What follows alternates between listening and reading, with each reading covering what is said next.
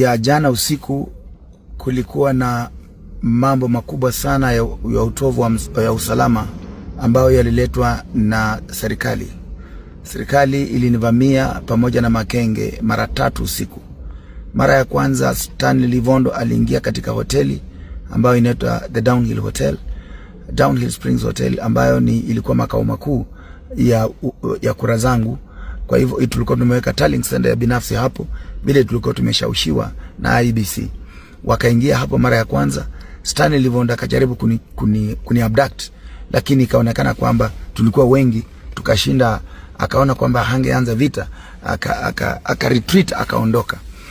Baadaye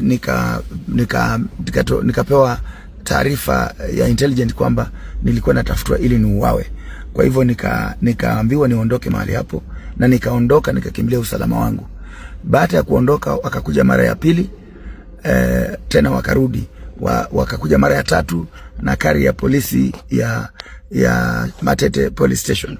Hiyo kari ilipokuja ndio ilitumika na reverse, ikapomoa mlango wa gate ya hoteli hiyo na kufungulia hawa majambazi wakiongozwa na Nabii Nawera, Stanley Livondo na Razit Echeza kuingia katika hoteli hiyo na kudunga watu visu.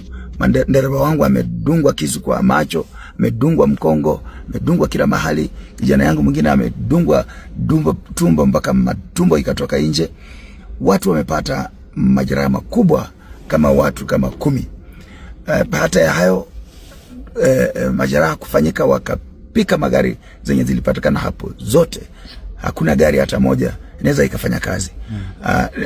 Wakajaribu kuchoma hiyo hoteli kwa kuwasha gas, lakini Mungu alikataa. Walipika kiberiti, gesi ikakataa kuwaka. Wakapika tena kiberiti, gesi ikakataa kuwaka. Wakapika kiberiti mara ya 3, gesi ikakataa kuwaka. Kwa hivyo hiyo naona kwamba ilikuwa miujiza ya Mwenyezi Mungu ambaye iliokoa, kwa sababu kama hiyo gesi ingewaka tungekuwa na maafa makubwa sana katika hoteli hiyo.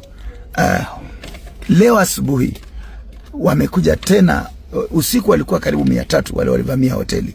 Leo asubuhi tukienda kutembelea kule Manyanje Polling Station kuangalia ni nini kinaendelea, tunaanza kurudi kutoka huko, tumesimama pale, tuliona watu wakiwa pale wengi, tukauliza nini kinaendelea. Wakawa wanatuambia kwamba watu walikuwa hapa na bibi walikuwa wanakawa pesa.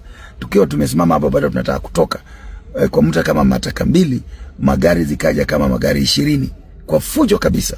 Polisi akatoa bunduki, akapika risasi ile kari nilikuwa nimekaa nayo ndani.